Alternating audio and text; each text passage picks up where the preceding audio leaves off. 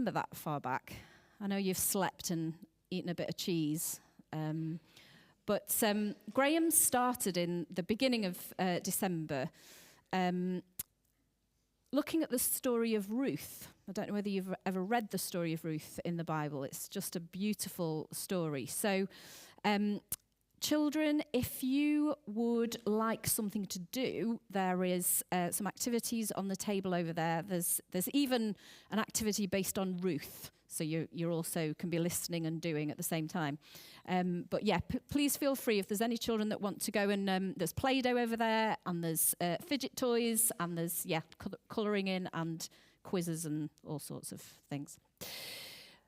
For the rest of us, if you weren't here when Graham started on the Book of Ruth, I've got a little video just to fill you in on the first 2 chapters of the Book of Ruth, which hopefully should be about to play.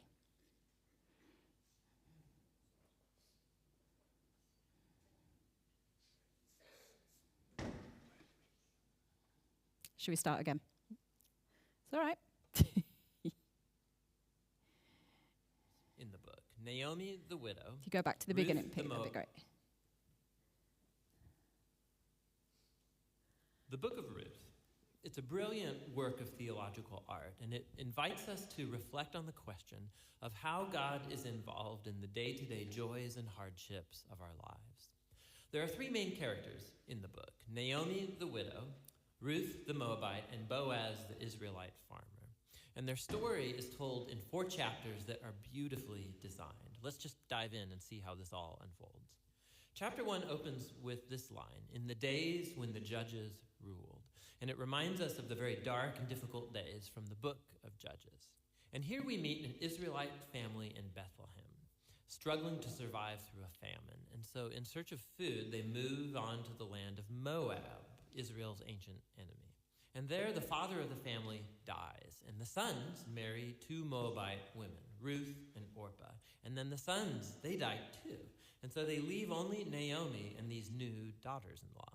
And so Naomi, she has no reason to stay anymore. And so she tells her new daughters-in-law that she's moving back home. And Naomi, she knows that the life of an unmarried foreign widow in Israel is going to be very hard. And so she compels the women to stay behind. Orpah agrees, but Ruth does not. She shows remarkable loyalty to Naomi. And she says, "Wherever you go, I'm going to go. Your people will become my people, and your God will become my God." And so the 2 of them return to Israel together. And the chapter concludes with Naomi changing her name to Mara, which means bitter in Hebrew, and she laments her tragic fate. Chapter 2 begins with Naomi and Ruth discussing where they're going to find food. And it just so happens to be the beginning of the barley harvest. And so Ruth goes out to look for food, and it just so happens that she ends up picking grain in the field of a man named Boaz, who just so happens to be Naomi's relative. We're told that Boaz is a man of noble character, and he notices Ruth. And so after finding out more about her story, he shows remarkable generosity to her. He makes these special provisions so that the immigrant Ruth can gather grain in his field. And in doing so, Boaz is actually obeying an explicit command of the Torah to show generosity to the immigrant and the poor. Boaz is so impressed by Ruth's loyalty to Naomi. He prays for her that God will reward her for her boldness. So Ruth comes home that day, and Naomi finds out that she met Boaz, and she is thrilled. She says Boaz is their family redeemer. Now, this family redeemer thing, this was a cultural practice in Israel where if a man in the family died and he left behind a wife or children or land, it was the family redeemer's responsibility to marry that widow, to take up the land and protect that family. So Naomi, she begins to hope that perhaps there might still be a future for her family. Okay, have we got it? Chapters 1 and 2 of the Book of Ruth. All the males of this Israelite family leave Bethlehem and they die in a place called Moab, leaving Naomi without a male relative to care for her. And she has 2 daughters-in-law. Naomi decides to return to Bethlehem, and she just takes the one daughter-in-law with her, Ruth. She is a Moabite, but she is loyal to Naomi and takes Yahweh, God, as her own God. Ruth and Boaz, who is the Judite, meet in the fields. Boaz is presented to us as a man of good character, and Naomi begins to hatch a plan to join Ruth and Boaz for good. So that's chapter 1 and 2. We're now going to have a look at chapters 3 and 4. Thank you. Chapter 3 begins with Naomi and Ruth making a plan to get Boaz to notice their situation. So Ruth is going to stop wearing clothes of a grieving widow, and she's going to show signs that she's available to be married. And so Ruth goes to meet Boaz on the farm that night. And as she approaches, Boaz wakes up, and he's totally startled. And Ruth makes her intentions very clear. She asks if Boaz will redeem Naomi's family and marry her. Boaz is once again amazed by Ruth's loyalty to Naomi and her family, and he calls Ruth a woman of noble character. It's the same term used to describe the woman of Proverbs 31. So Boaz tells Ruth to wait until the next day, and he will redeem both Ruth and Naomi legally before the town elders. And so the chapter ends with Ruth returning to Naomi, and they marvel together at all of these recent events. In chapter 4, it all comes together. It turns out, at the last minute, Boaz discovers there is a family member who's closer to Naomi than he is, and he's actually eligible before him to redeem the family. But at the last second, this family member finds out that he's going to have to marry Ruth, the Moabite, and so he declines. But Boaz, remember, he knows Ruth's true character, and so he acquires the family property of Naomi, and he marries Ruth. And so just at the beginning, how Ruth was loyal to Naomi's family, so now Boaz is loyal to Naomi's family as well. The story concludes with a reversal of all of the tragedies from chapter 1.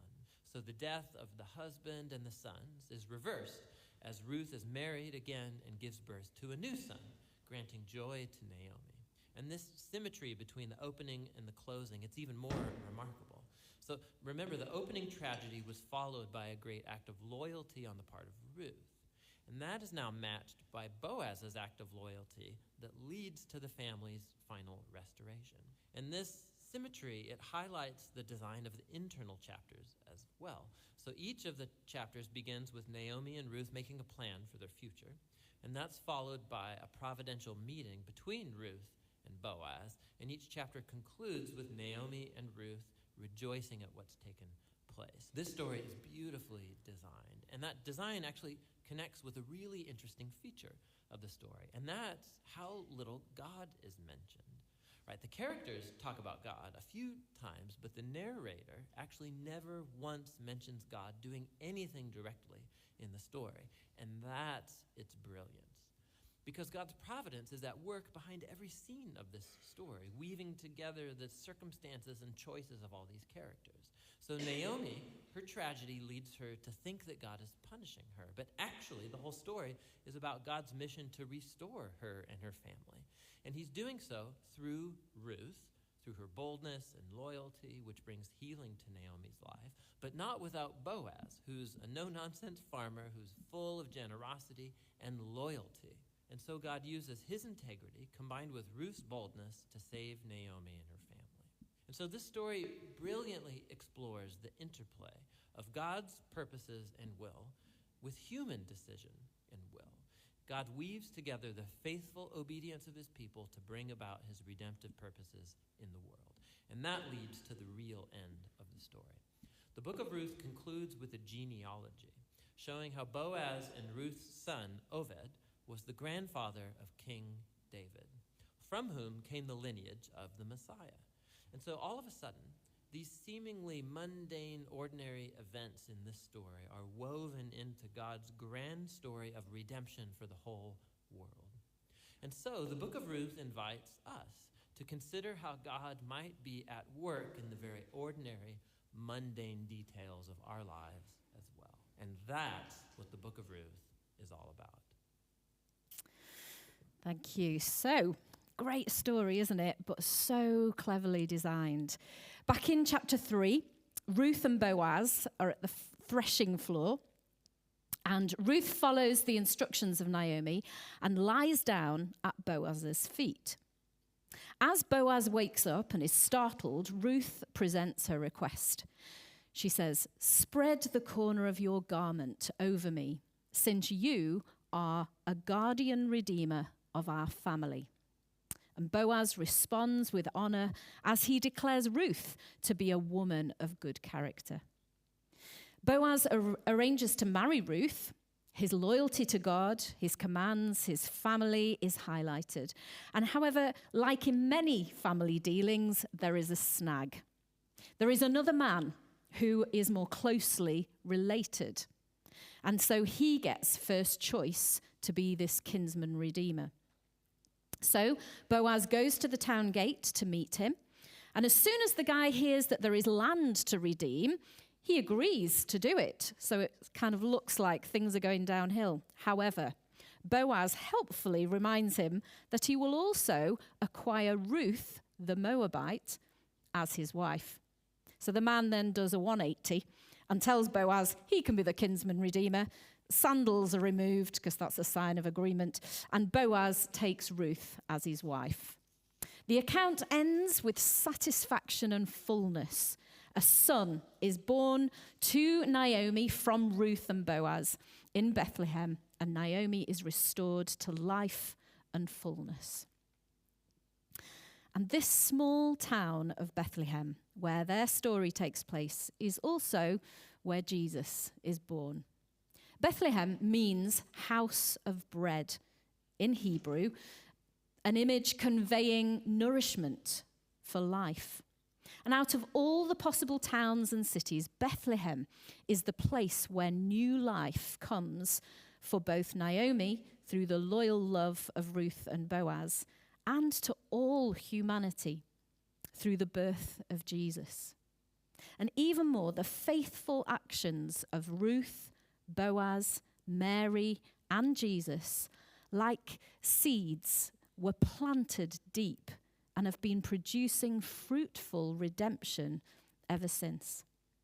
Through Ruth's willingness to give of herself for Naomi's well-being, and Boaz's choice to act as her kinsman redeemer, these two work together to bring about Naomi's redemption, restoring her family's land and lineage. And likewise, Jesus, his willingness to give his life for the well-being of others, and his choice to act as our kinsman redeemer restores our family line back to God, returning each one of us to our true home.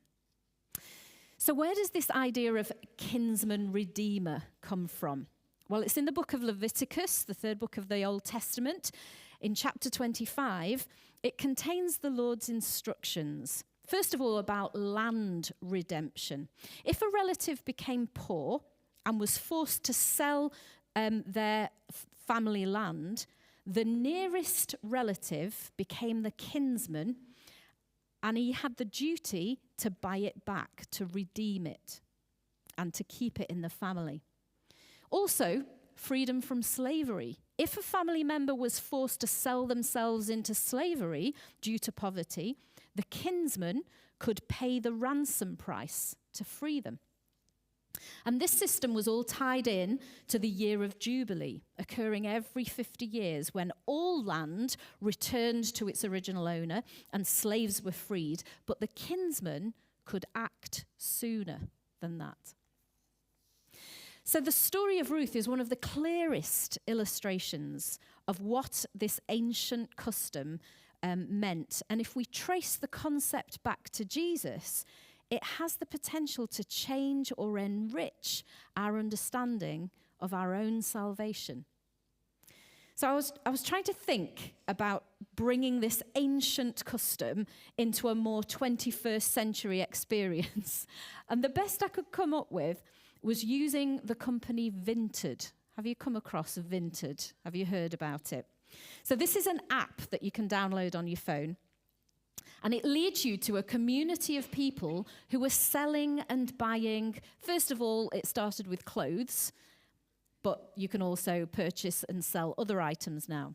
And you can bank the money from your sales, or you can use it straight away to buy an item that you've got your eye on. So let me use this scenario to try and explain the kinsman redeemer idea.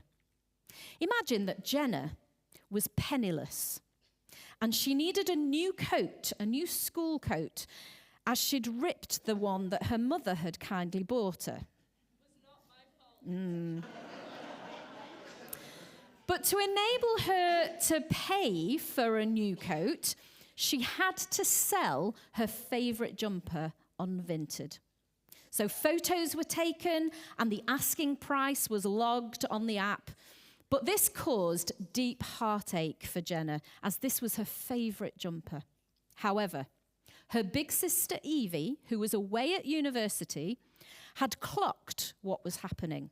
She knew the plight of her poor, penniless sister, distraught from having to sell her favourite jumper, and Evie immediately logged on to Vinted.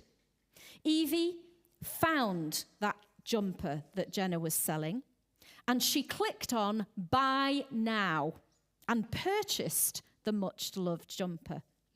And once the transaction was made and the item was sent, Evie returned from university and presented the purchased jumper to Jenna, who declared, "Oh, Evie, my kinswoman redeemer of jumpers. Not only do I now have enough money to buy a new coat, I've also got my much-loved jumper back into the family." Anyway, let's get back to how Jesus is our kinsman redeemer. The reality of our situation was, or maybe still is, that we were helpless to do anything about our sin. The Bible says we were slaves to sin. Jesus, being the only one in our cosmic family, is in a position to buy us back from this slavery. He paid the price of our sin with his own life. His death on the cross purchased us back from a hopeless and destitute life, heading for eternal separation from God. The real Redeemer is the child born in Bethlehem. The child of Ruth and Boaz is a direct descendant of the true Redeemer, Jesus. Like Ruth, he left his father's throne above, and like Boaz, he not only paid your debt, but he reaches out and unites with you so that all of his wealth becomes yours. Jesus is our more true and better Redeemer. So in conclusion, let's just reflect on what it took for Jesus to become a kinsman. He had to be flesh and blood. He had to come from heaven to earth. He had to empty himself of all of his glory. He had to be found in likeness of a human being. And secondly, what did it take for him to become a redeemer? It didn't just cost him his money, it cost him his life. When Jesus Christ went to the cross, he didn't deserve it. He didn't need to do it, but he did it for us voluntarily. So being a Christian is not about, I promise to try really hard. I'll try to live like Jesus. I'll try to come to church every week. I'll try to pray. I'll try to obey the commandments. No, what it means to become a Christian is to say, spread your garment over me. Be my Redeemer. So just as we reflect on this, I wonder whether you'd just like to, if you're comfortable, to close your eyes and just, I'm going to offer out some questions or thoughts as we bring this story to him. Maybe just in your mind, talk to Jesus about your thoughts on him being your kinsman redeemer.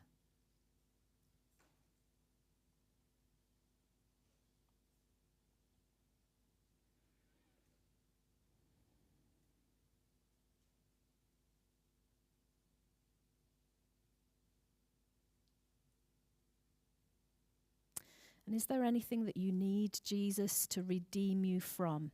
Is there anything that you are still a slave to that you need him to redeem?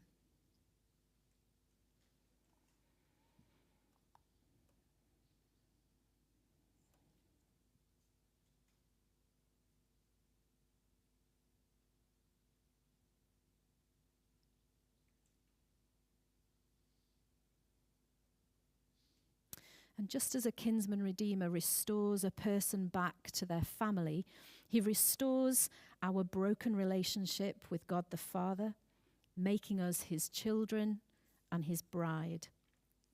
So just maybe spend a couple of minutes worshipping him in your own words for what he has done for you.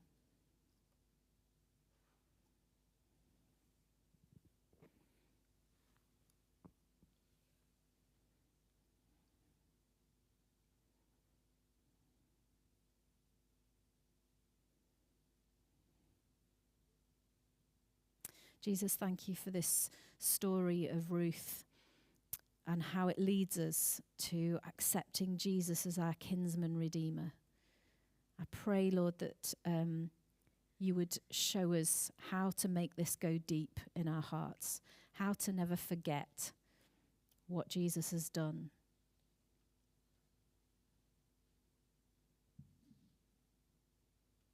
Thank you that you have spread your garment over us and you've freed us.